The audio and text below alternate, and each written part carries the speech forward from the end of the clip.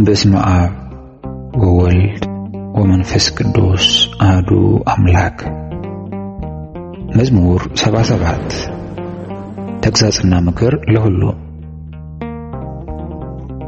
ሕዝቤ ሆይ ሕጌን አድምጡ፣ ጆሮአችሁንም ወደ አፌ ቃል አዘንብሉ። አፌን በምሳሌ እከፍታለሁ፣ ከቀድሞ ጀምሮ ያለውንም ተምሳሌት እናገራለሁ።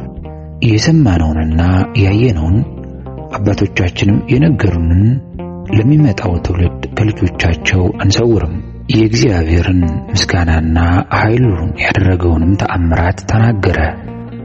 ለልጆቻቸው ያስታውቅ ዘንድ ለአባቶቻችን ያዘዘውን ምስክር በያዕቆብ አቆመ፣ በእስራኤልም ሕግን ሠራ። የሚመጣው ትውልድ የሚወለዱትም ልጆች ያውቁ ዘንድ ተነስተው ለልጆቻቸው ይነግራሉ። ተስፋቸውን በእግዚአብሔር እንዲያደርጉ የእግዚአብሔርንም ሥራ እንዳይረሱ ትእዛዙንም እንዲጠብቁ እንደ አባቶቻቸው ጠማማና የምታስመርር ትውልድ፣ ልቧን ያላቀናች ትውልድ፣ ነፍሷ በእግዚአብሔር ዘንድ ያልታመነች እንዳይሆኑ። የኤፍሬም ልጆች ለሰልፍ ታጥቀው ቀስትንም አነጣጥረው በሰልፍ ቀን ወደ ኋላ ተመለሱ። የእግዚአብሔርን ኪዳን አልጠበቁም፣ በሕጉም ለመመላለስ እምቢ አሉ። መልካም ሥራውንና ያሳያቸውንም ተአምራቱን ሁሉ ረሱ። በግብፅ አገርና በጣኔዎስ በረሃ በአባቶቻቸው ፊት የሠራውን ተአምራት ዘነጉ። ባሕርን ከፍሎ አሳለፋቸው፣ ውኆችን እንደ ክምር አቆመ። ቀን በደመና ሌሊቱንም ሁሉ በእሳት ብርሃን መራቸው። ዓለቱን በምድረ በዳ ሰነጠቀ፣ ከጥልቅ ምንጭ እንደሚገኝ ውሃ በብዙ አጠጣቸው። ውሃን ከጭንጫ አፈለቀ፣ ውሃንም እንደ ወንዞች አፈሰሰ። ነገር ግን ይበድሉት ዘንድ እንደገና ደገሙ፣ ልዑሉንም በምድረ በዳ አስቆጡት። ለነፍሳቸው መብልን ይፈልጉ ዘንድ እግዚአብሔርን በልባቸው ፈተኑት። እግዚአብሔርን እንዲህ ብለው አሙት፣ እግዚአብሔር በምድረ በዳ ማዕድን ያዘጋጅ ዘንድ ይችላልን? አለው። ዓለቱንም መታ፣ ውኆቹንም አወጣ፣ ጎርፎችም ጎረፉ። እንደገናም እንጀራን መስጠት ይችላልን? ለሕዝቡስ ማዕድን ያዘጋጃልን? አለው። እግዚአብሔርም ይህን ሰምቶ ተቆጣ፣ በያዕቆብ ላይ እሳት ነደደ፣ መዓትም በእስራኤል ላይ ወረደ። በእግዚአብሔር አላመኑምና በመድኃኒቱም አልተማመኑምና ደመናውንም ከላይ አዘዘ፣ የሰማይንም ደጆች ከፈተ፣ ይበሉም ዘንድ መናን አዘነመላቸው። የሰማይንም እንጀራ ሰጣቸው፣ የመላእክትንም እንጀራ ሰው በላ። ስንቅንም እስኪተርፋቸው ላከላቸው። ከሰማይ የምሥራቅን ነፋስ አስነሣ፣ በኃይሉም የደቡብን ነፋስ አመጣ። ሥጋን እንደ አፈር የሚበሩትንም ወፎች እንደ ባሕር አሸዋ አዘነመላቸው።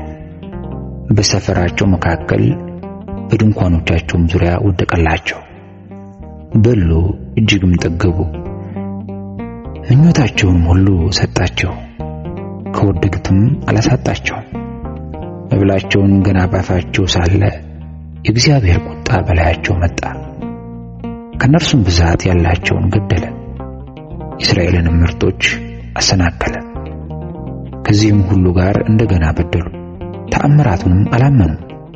ቀኖቻቸውም በከንቱ አለቁ፣ ዓመቶቻቸውም በችኰላ አለፉ። በገደላቸውም ጊዜ ወዲያው ፈለጉት፣ ተመለሱ፣ ወደ እግዚአብሔርም ገሰገሱ። ረዳታቸውም እግዚአብሔር መድኃኒታቸውም ልዑል አምላክ እንደሆነ አሰቡ። በአፋቸው ብቻ ወደዱት፣ በአንደበታቸው ግን ዋሹበት። ልባቸውም ከእርሱ ጋር አልቀናም፣ በቃል ኪዳኑም አልተማመኑ። እርሱ ግን መሐሪ ነው፣ ኃጢአታቸውንም ይቅር አላቸው፣ አላጠፋቸውም። ብዙ ጊዜ ቁጣውን ከነሱ መለሰ፣ መዓቱንም አራቀላቸው።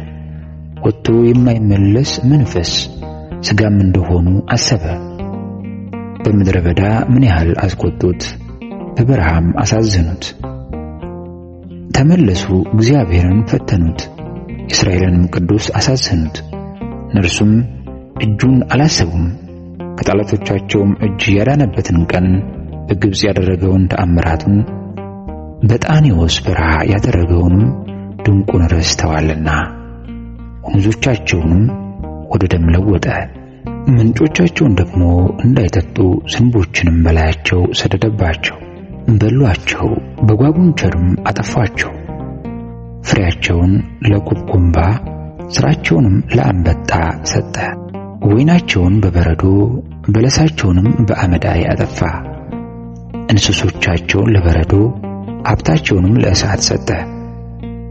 የመዓቱን መቅሰፍት በላያቸው ሰደደ። መቅሰፍትን፣ መዓትንም፣ መከራንም በክፉዎች መላእክት ሰደደ። ለቁጣው መንገድን ጠረገ። ነፍሳቸውንም ከሞት አላዳናት። እንስሶቻቸውንም በሞት ውስጥ ዘጋ። ለዘላለም በምድር ውስጥ መሠረታት። ዳዊትንም ባሪያውን መረጠው።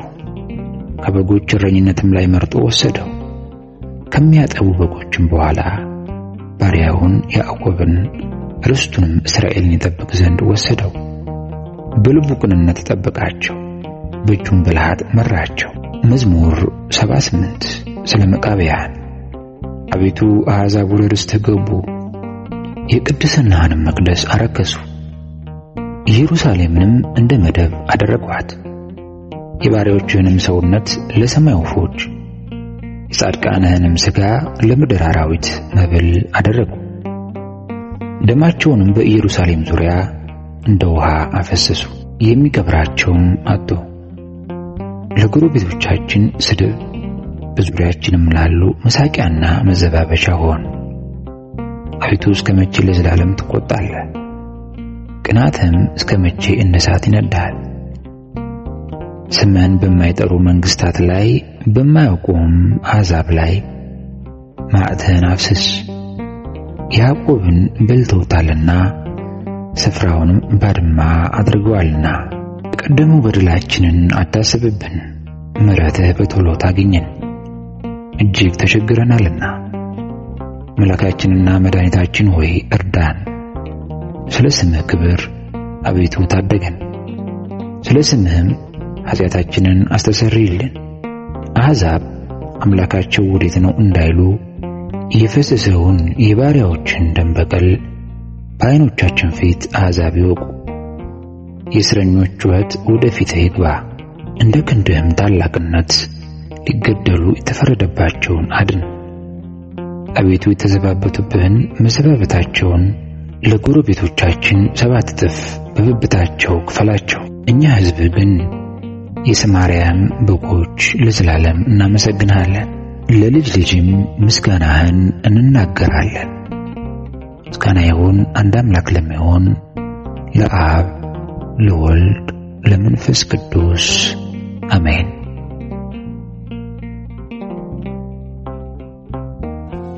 ምክረ ቅዱሳን። ለማስተማርና ምድራዊ ሀብትን ለማግኘት ከመቋመጥ መላቀቅ።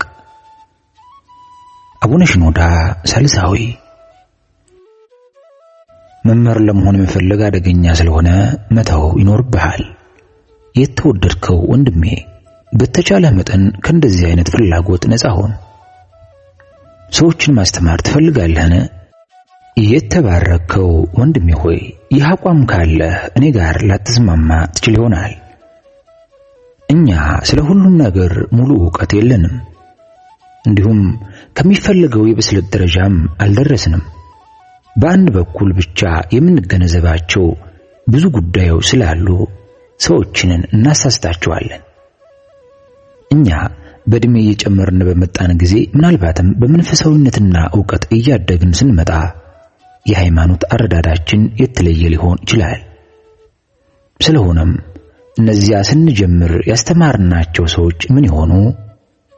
ለዚህና ተመሳሳይ ለሆኑ ጉዳዮች ቅዱስ ያዕቆብ እንዲህ ብሏል። ወንድሞች ሆይ ከእናንተ ብዙዎች አስተማሪዎች አይሆኑ፣ የባሰውን ፍርድ እንድንቀበል ታውቃላችሁና። ሁላችን በብዙ ነገር እንሰነካከላለንና በቃል የማይሰናከል ማንም ቢኖር እርሱ ሥጋውን ሁሉ ደግሞ ሊገታ የሚችል ፍጹም ሰው ነው። ያዕቆብ 3:1-2። ነቢዩ ኤርምያስም ለእግዚአብሔር እንዲህ ብሏል። ወዮ ጌታ እግዚአብሔር፣ እነሆ ብላቴና ነኝ፣ እናገርም ዘንድ አላውቅም አለው። ኤርምያስ 1:6። ነቢዩ ኢሳይያስም ስለራሱ እንዲህ ብሏል። ከንፈሮቼ የረከሱብኝ ሰው በመሆኔ ኢሳይያስ 6:5። የሕይወት ቃል ፈልገው ሕዝቡ ወደ አባ ጳጉሜስ ሲመጡ እርሱ ግን ለማስተማር ፈቃደኛ አይሆንም ነበር። ይልቁንም ደቀ መዝሙሩ ታዶር እንዲያስተምራቸው ያስተዋውቃቸው ነበር። የእግዚአብሔር መንፈስም በተቀደሰው ደቀ መዝሙሩ አድሮ ያስተምር ነበር። ከዕለታት በአንዱ ቀን አንድ ወጣት መነኩሴ ወደ በዓታቸው መጥቶ እንዲያስተምሩት ይጠይቃቸዋል። እሳቸውም ከባዕትህ ቁጭ በል፣ ያኔ በዓትህ ሁሉን ነገር ያስተምርሃል ብለውታል። ወጣቱ መነኩሴ የአባት እንደተናገሩት ከባዕቱ ለመማር ተመልሶ ገባ። በተመሳሳይ ብዙ ታሪኮች አሉ። አንብበህ እንድትማርባቸው ለአንተ ትቻቸዋለሁ። ወደ ሌላ ነጥብ ከማለፌ በፊት አንድ ነገር ማስታወስ እፈልጋለሁ። የቅዱሳን አባቶችን ብዙ ትምህርቶች ለኛ የደረሱት በሁለት መንገድ ነው። የመጀመሪያው መንገድ ታላላቅ አባቶች ለሌሎች መነኮሳት ሲያስተምሩ ከሚማሩት መነኮሳት መካከል የተወሰኑት ጽፈው ያስተላልፉታል። ሁለተኛው መንገድ ደግሞ አባቶች በተመስጦ ጊዜ የሚገለጽላቸውን ሁሉ ለጊዜው ራሳቸው አንብበው እንዲጠቀሙት ለወደፊቱ ግን ለትውልድ እንዲሆን ይጽፉታል። እነዚህ አባቶች ሲያልፉ ከበዓታቸው ሌሎች አባቶች ያገኙታል። እንዲህ እያለ ይተላለፋል። የተወደድክ ወንድሜ ሆይ መጽሐፍ ቅዱስን በጸጋ ብቁ ሆኖ በማስተማርና መምህር ለመሆን ስለወደድን ብቻ በማስተማር መካከል ትልቅ ልዩነት አለ። አስተማሪ ለመሆን መውደድ ትልቅ አደጋ አለው። ይህ ፍላጎት አልፎ አልፎ መነሻው ዲያብሎስም ይሆናል። ለማስተማር መውደድ ብዙ ጊዜ ራስን እንደ አዋቂ ከመቁጠር አልፎ የበላይነት ስሜት ጋር ታጅቦ ይመጣል። እነዚህ ማስተማር የሚወዱ ሰዎች እንዲያስተምሩ ድሉ በተሰጣቸው ቁጥር ስሜቱ የበለጠ እያደገ ይመጣል። እነዚህ አይነት ሰዎች ወደ ቤተ ክርስቲያን ሲመጡ እንኳን በረከት ለማግኘት በዓላማ ሳይሆን ሌሎች ምሁራንን ሳይቀር ለመተቸትና ለመሳደብ ነው። ለመስጠት እንጂ ለመቀበል አስበው አያውቁም። የኋላ ኋላ እነዚህ ሰዎች ለመስጠት ምንም የሌላቸው ሆነው የሚገኙበት ጊዜ ይመጣል። ምንም የሌለው ደረቅም ይሆናሉ። ከነዚህ ሰዎች በተቃራኒው የነበሩና ያሉ አባቶቻችን ሕይወታቸውን በሙሉ ከሁሉም ነገር እየተማሩ አሳልፈዋል። ቅዱስ አርሳኔዎስ የግሪክንና የሮማን ፍልስፍና ተምሮ ነበር። ነገር ግን ከአንድ ያልተማረ ግብፃዊ እግር ስር ቁጭ ብሎ ይማር ነበር።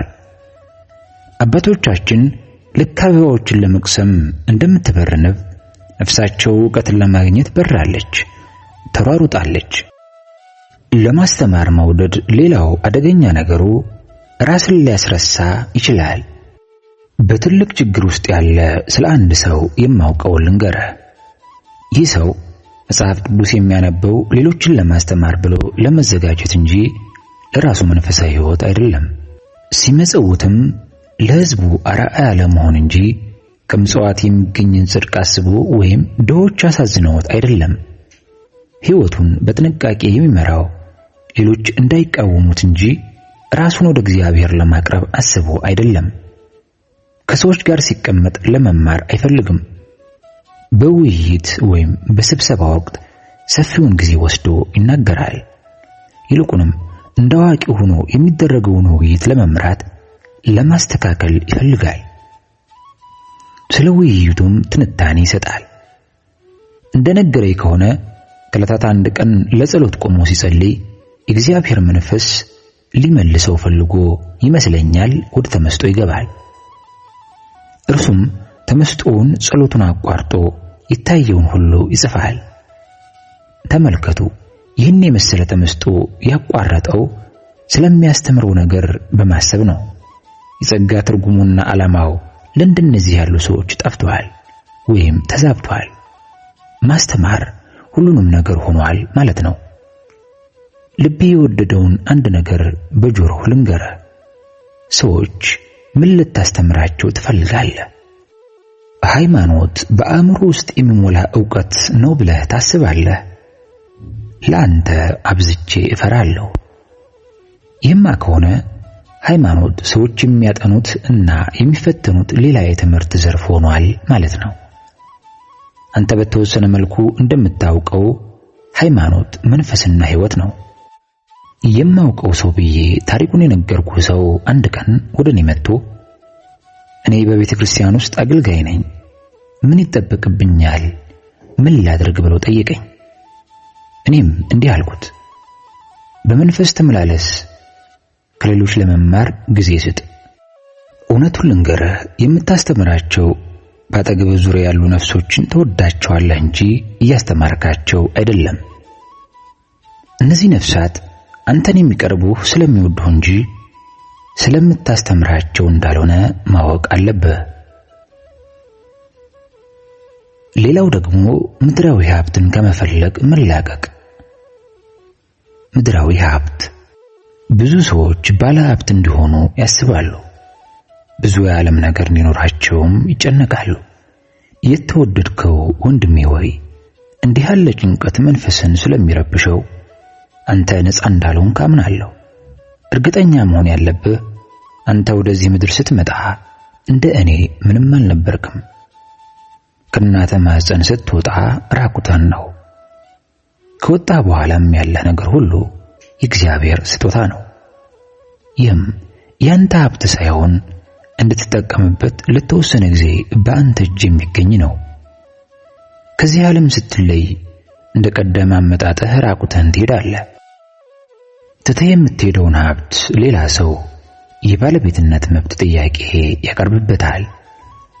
ወራሽም ከዚህ ዓለም በሞት ሲለይ ሌላ ሰው ደግሞ የባለቤትነት መብት ይጠይቅበታል። እንዲህም እየሆነ ይቀጥላል። ምንም እንደሌለ ማወቅ አለብህ። አንተ እንኳን ለራስህ ምንም ነህ። ወደዚህ ምድር ከመምጣት በፊት ሕይወት አልነበረም። በምድር ላይ ስትኖርም ክርስቶስ ገዝቶሃል። ስለዚህ ካንተ ከራስህ ጀምሮ ምንም እንደሌለ አስብ። ለዚህ ነው ኃጢአትን የሚያደርጋት ሰው ከራሱ ጋር ብቻ ሳይሆን ከእግዚአብሔር ጋር ይጣላል የምንለው። ለዚህም ነው ሰው ኃጢአትን ሲሰራ እግዚአብሔር የሆነችውን ነፍስንና ለመንፈስ ቅድሚያ ማደሪያ በደሙ ያነጸውን ሥጋ አበላሽ የሚባለው። ሌሎች ሰዎችንም ስንበድል በቀጥታም ሆነ በተዘዋዋሪ እግዚአብሔርን እንበድላለን። ንጉሥ ዳዊት በኦርዮንና በቤርሳቤ ላይ ኃጢአትን ስላደረገ እንዲህ ብሎ ተማጽኗል። አንተን ብቻ በደልኩ፣ በፊትህም ክፋትን አደረግኩ፣ በነገርህም ትጸድቅ ዘንድ በፍርድህም ንጹሕ ትሆን ዘንድ። መዝሙር 51 ከቁጥር 4። ዳዊት የበደለው ለእግዚአብሔር የሆኑ ሁለት የዋሃን ሰዎችን ብቻ ሳይሆን እግዚአብሔርንም ጭምር ነው። ወንድሜ፣ ይህን ስትመለከት ኃጢአት ምን ያክል አደገኛ እንደሆነ ትረዳለህ። አንተ እንኳን ለራስህ ስላልሆንክ ራስን እንደ ባለቤት መቁጠር የለብህም። ንብረትን በተመለከተ ምንም ነገር እንደሌለ አብራርተናል። ያለን ሁሉ ነገር ከእግዚአብሔር የተሰጠን ነው። አንተ እነዚህን ንብረቶች በአግባብ እንድትመራ ኃላፊነቱ የተሰጠ ሰው ነህ።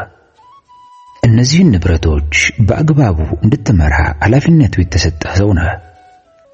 በእነዚህ ንብረቶች በአግባቡ እንድትመራ የተሰጠ ኃላፊነት ችላ ካልከው የተሰጠህን አደራ በአግባቡ እየተወጣ አይደለም።